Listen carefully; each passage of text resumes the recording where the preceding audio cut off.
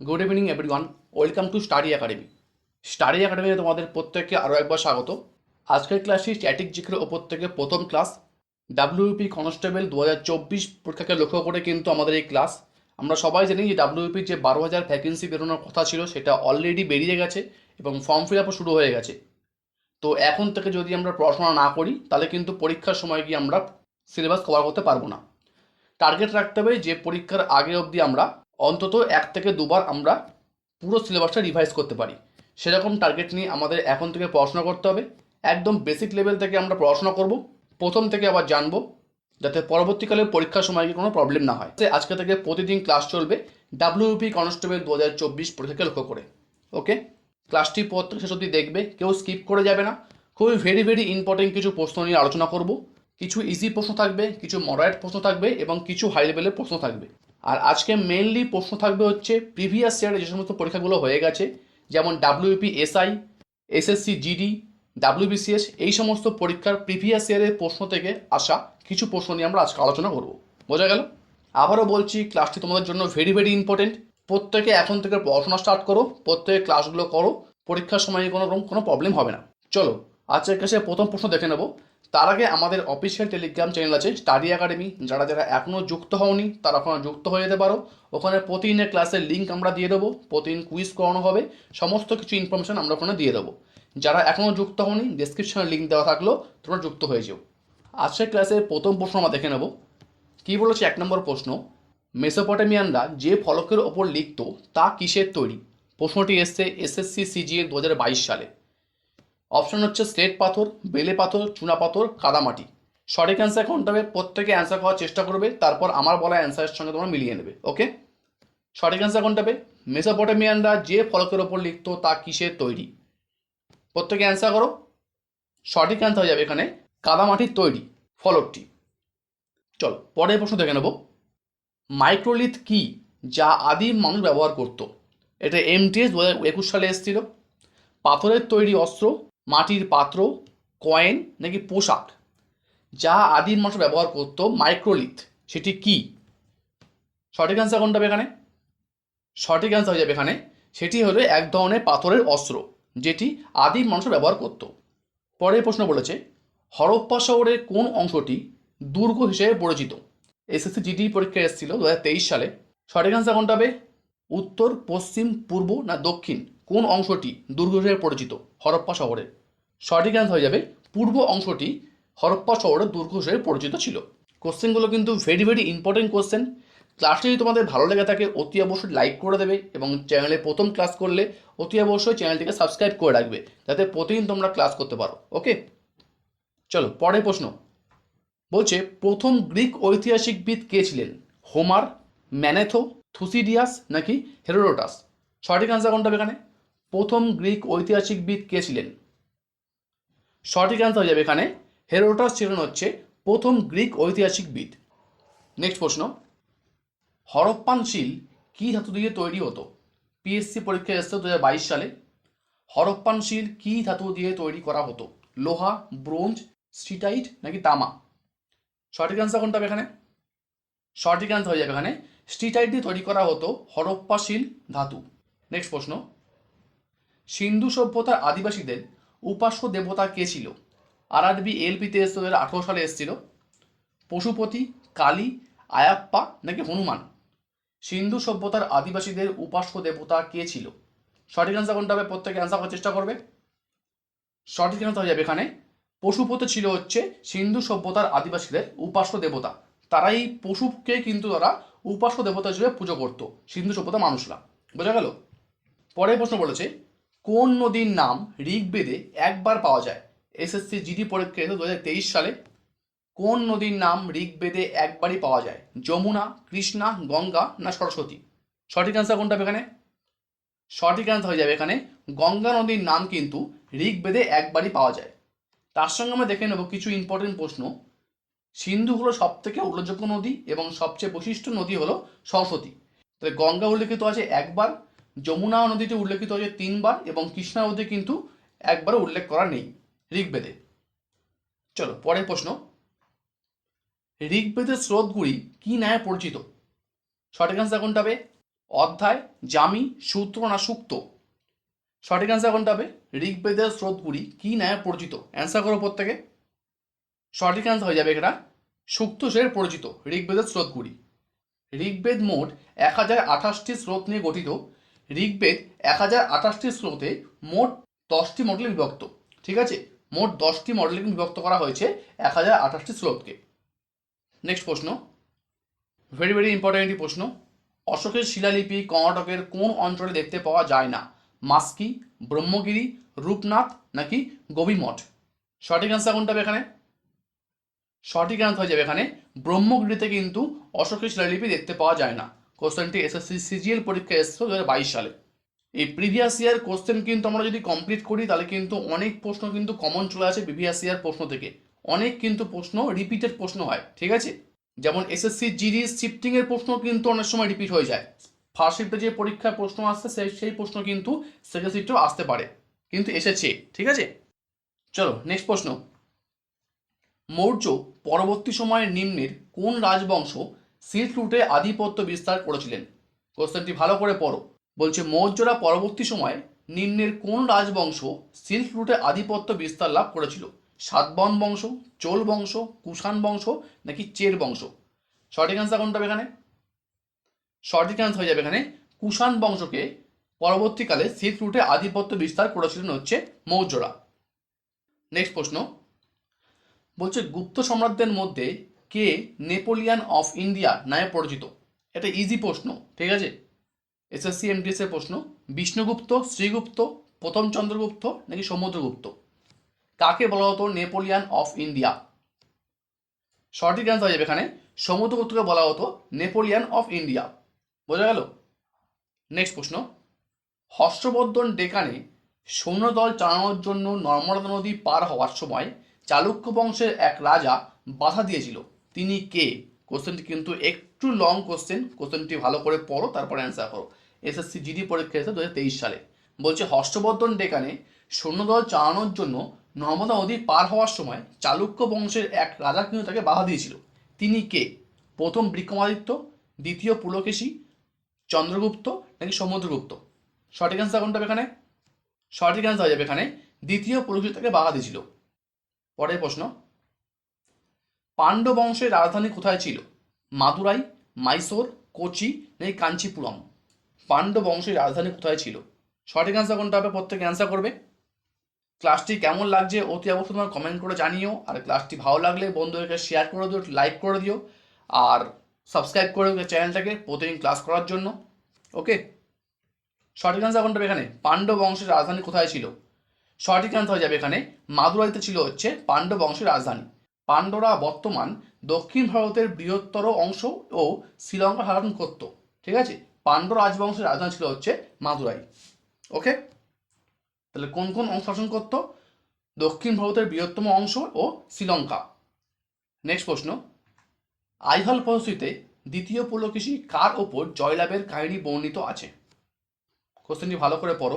RRB এনটিপিসিতে এসেছিল 2022 সালে এসেছিল, 2023 সালে এসেছিল, ঠিক আছে, দেখেছো 2 বছরই কিন্তু কোশ্চেনটি রিপিট হয়েছিল। আইহল প্রশস্তিতে দ্বিতীয় পুলকেশী কার ওপর জয়লাভের কাহিনী বর্ণিত আছে?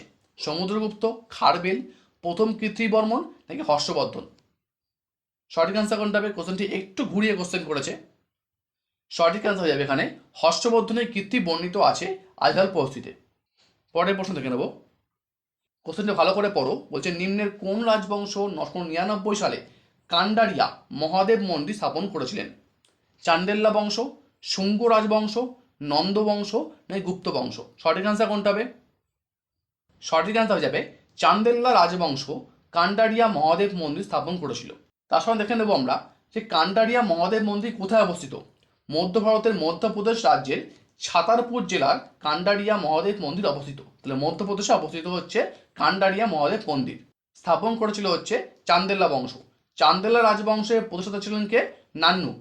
এবং খাজুরাও ছিল হচ্ছে এই রাজবংশের রাজধানী। বোঝা গেল? তাহলে চান্দেল্লা রাজবংশের রাজধানী ছিল হচ্ছে খাজুরাও, প্রতিষ্ঠাতা ছিল হচ্ছে নানুক, এবং এটি মধ্যপ্রদেশে অবস্থিত মন্দিরটি।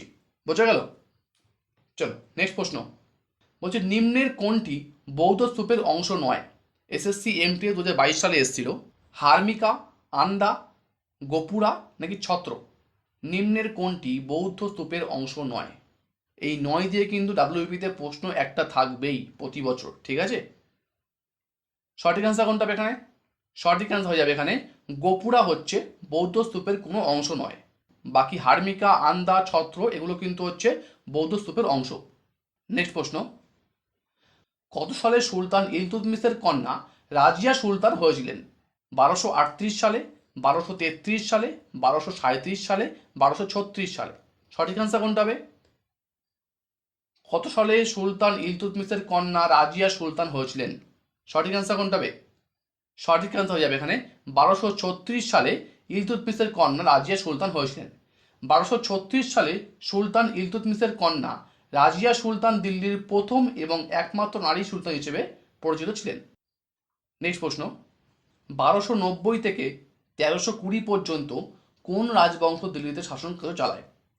লোদি রাজবংশ, খলজি রাজবংশ, তুগলক রাজবংশ নাকি সাইট রাজবংশ? 1290 থেকে 1320 পর্যন্ত কোন রাজবংশ ছিল দিল্লিতে? সঠিক অ্যান্সার হয়ে যাবে এখানে খলজি রাজবংশ ছিল হচ্ছে সেই সময়। তার সঙ্গে দেখে নেব খলজি রাজবংশের উৎপত্তি হয়েছিল 1290 থেকে 1320 খ্রিস্টাব্দ পর্যন্ত, এবং খলজি রাজবংশের প্রতিষ্ঠাতা হচ্ছে Jalauddin Firoz Khalji. Very very important, প্রশ্নটি কিন্তু অনেকবার পরীক্ষাতে আসে যে খলজি রাজবংশের প্রতিষ্ঠাতা হচ্ছে জালালউদ্দিন ফিরোজ খলজি। পরের প্রশ্ন বলছে ভারতের কোন প্রতিবেশী দেশের সরকারি ভাষা হচ্ছে বার্মিজ? ভেরি ভেরি ইম্পর্টেন্ট প্রশ্ন, ঠিক আছে? বার্মিজ ভাষাটি কোন প্রতিবেশী দেশের সরকারি ভাষা? নেপাল, মায়ানমার, ভুটান নাকি মালদ্বীপ? দেখো কোশ্চেনের মধ্যেই কিন্তু উত্তর লুকিয়ে আছে, ঠিক আছে? ভাষাটির মধ্যেই কিন্তু উত্তর আমরা বুঝতে পারছি যে কোনটা হতে পারে। সঠিক অ্যান্সার কোনটা হবে এখানে? এসএসসি জিডি পরীক্ষায় এসেছিল প্রশ্নটি। সঠিক অ্যান্সার হয়ে যাবে এখানে মায়ানমার। সঠিক অ্যান্সার হয়ে যাবে এখানে মায়ানমার। কেন মায়ানমার? কারণ মায়ানমারের পূর্ব নাম কি ছিল? বার্মা। সেখান থেকে আমরা বুঝতে পারছি যে বার্মিজ ভাষাটি হচ্ছে মায়ানমারের সরকারি ভাষা। বোঝা গেল? তার সঙ্গে দেখে নেব ভারতের সাথে স্থলসীমানা ভাগ করে নেওয়া 7টি দেশ। উত্তর পশ্চিমে আছে আফগানিস্তান ও পাকিস্তান, উত্তরে আছে চীন, ভুটান এবং নেপাল, এবং পূর্বে আছে বাংলাদেশ ও মায়ানমার। এই 7টি দেশ কিন্তু ভারতের সঙ্গে স্থল সীমানার সঙ্গে প্রতিবেশী দেশ। বোঝা গেল এই 7টা দেশ।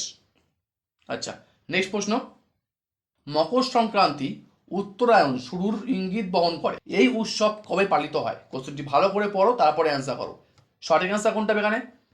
21 সেপ্টেম্বর, 12ই মার্চ, 21শে আগস্ট, 14 জানুয়ারি? কোশ্চেনটি বলেছে মকর সংক্রান্তি উত্তরায়ণ শুরুর ইঙ্গিত বহন করে, ঠিক আছে?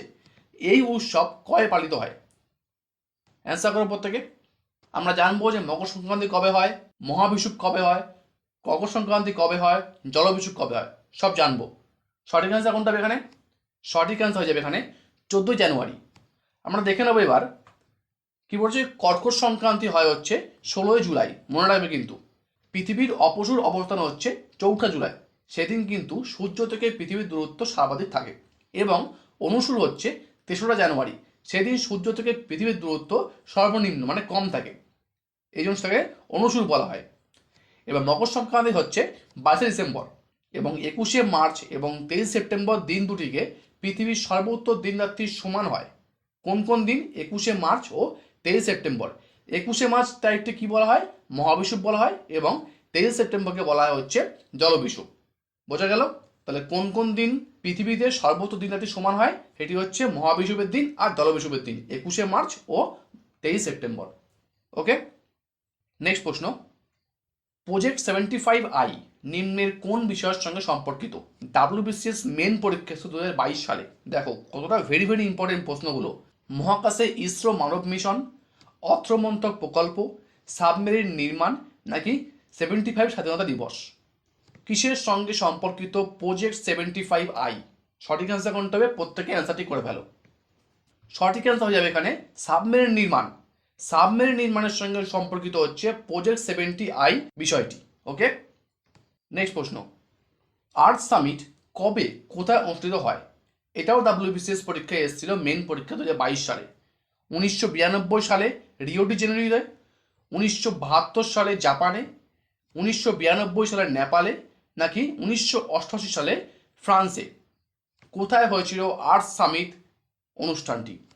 সঠিক আনসার হয়ে যাবে এখানে 1992 সালের ব্রাজিলের রিও ডি জেনেরিতে কিন্তু আর্ট সামিট অনুষ্ঠানটি হয়েছিল।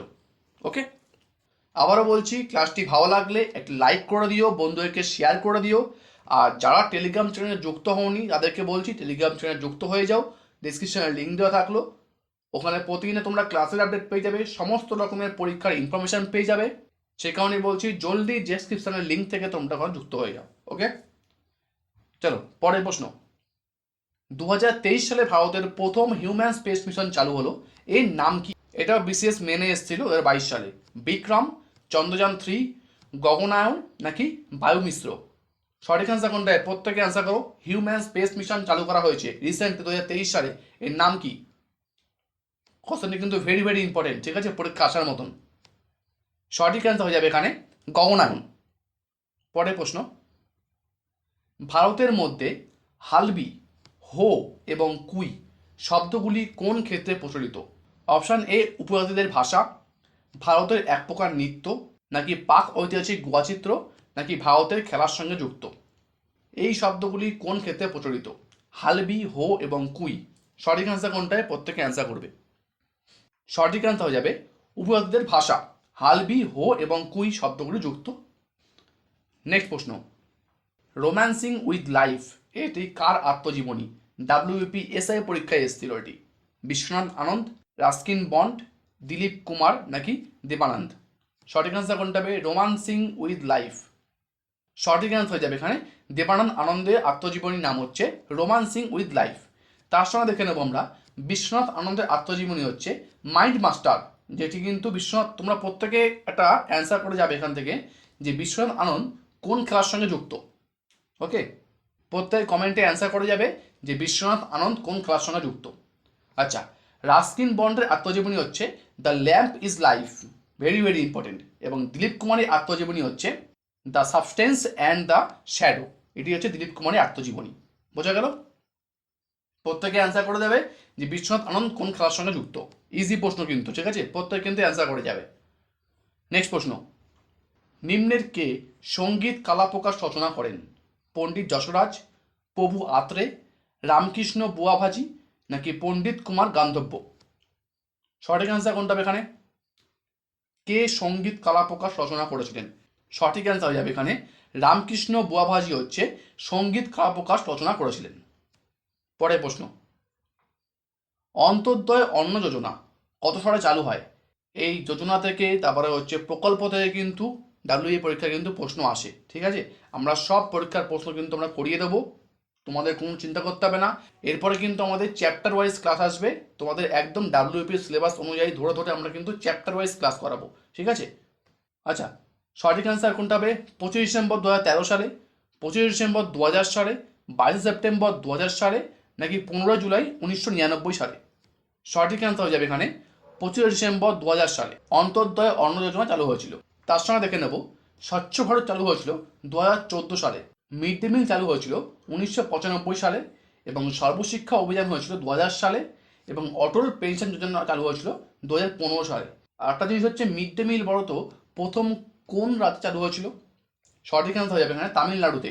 তামিলনাড়ুতে কিন্তু প্রথম মিড ডে মিল ব্যবস্থা চালু করা হয়, ঠিক আছে। কত সালে? 1995 সালে। চলো পরের প্রশ্ন। ভারত কত সালে NPP ফুল ফর্ম কি, ন্যাশনাল পপুলেশন পলিসি তৈরি করে? এই কোশ্চেনটু SSC GD পরীক্ষায় এসেছিল 2023 সালে। সঠিক অ্যান্সার কোনটা হবে? ভারত কত সালে NPP তৈরি করে, ন্যাশনাল পপুলেশন পলিসি? 2002 সালে, 1998 সালে, 1996 সালে নাকি 2000 সালে? সঠিক অ্যান্সার কোনটা হবে? সঠিক অ্যান্সার হয়ে যাবে এখানে 2000 সালে ভারত NPP তৈরি করেছিল। ওকে, নেক্সট প্রশ্ন। নিম্নের কোন পরিব্রাজককে মোহাম্মদ তুগলক দিল্লির কাজী হিসেবে নিযুক্ত করেন? Very very important. Amir Khusrau, Ibn Battuta, Al Masudi নাকি আবু জাইদ? সঠিক অ্যান্সার কোনটা হবে? কোন পরিব্রাজককে মোহাম্মদ তুগলক দিল্লির কাজী হিসেবে নিযুক্ত করেন? সঠিক অ্যান্সার হয়ে যাবে এখানে ইবন বতুতাকে করেছিল কাজী হিসেবে, ঠিক আছে, কে? মোহাম্মদ বিন তুগলক। পরের প্রশ্ন। কে INC-কে ভারতীয় জনগণের আনুবীক্ষণিক সংখ্যালঘু বলে কটাক্ষ করেন? বিশেষ মেন পরীক্ষায় এসেছে 2022 সালে। Lord Dufferin, Lord Dalhousie, Lord Curzon নাকি লর্ড রিপন? কে বলেছিল আইএনসিকে ভারতের জনগণের আণুবীক্ষণিক সংখ্যালঘু? সঠিক অ্যান্সার হয়ে যাবে এখানে লর্ড ডাফলিন কথাটি বলেছিল। বোঝা গেল? তো এই ছিল আজকের আমাদের ইম্পর্টেন্ট কিছু প্রশ্ন। ক্লাসটি তোমাদের যদি ভালো লেগে থাকে অতি অবশ্যই লাইক করে দিও, বন্ধুদের ক্লাসটি শেয়ার করে দিও। আর প্রতিদিন আমাদের এরকম স্ট্র্যাটেজিকের ওপর থেকে ক্লাস চলবে। আর খুব শীঘ্রই আমরা প্রতিটি চ্যাপ্টার ওপর থেকে ধরে ধরে তোমাদের ক্লাস করিয়ে দেবো ডাব্লিউপি নতুন সিলেবাস অনুযায়ী। ওকে, তো সেই কারণেই বলছি চ্যানেলটিকে সাবস্ক্রাইব করে রাখো, পাশে থাকা বেল আইকনটি অন করে রাখো, যাতে প্রতিদিন ক্লাস করে তোমরা ক্লাসটি অ্যাটেন্ড করতে পারো। চলো তাহলে ক্লাসটা আমরা এখানে শেষ করলাম, দেখা হবে আরও একটা নেক্সট ক্লাসে। ততক্ষণ বাড়িতে পড়াশোনা স্টার্ট করো, কারণ এখন থেকে যদি পড়াশোনা স্টার্ট না করো পরবর্তীকালে গিয়ে কিন্তু তোমরা সিলেবাস কমপ্লিট করতে পারবে না। আমাদের টার্গেট থাকবে যে পরীক্ষার আগে অন্তত 1 থেকে 2 বার আমরা সিলেবাস রিভাইজ করব। ওকে, আমাদের টার্গেট থাকবে। চলো ক্লাসটা আমরা এখানে শেষ করলাম, দেখা হবে নেক্সট ক্লাসে। ততক্ষণ বাড়িতে ভালো থেকো, সুস্থ থেকো। জয় হিন্দ।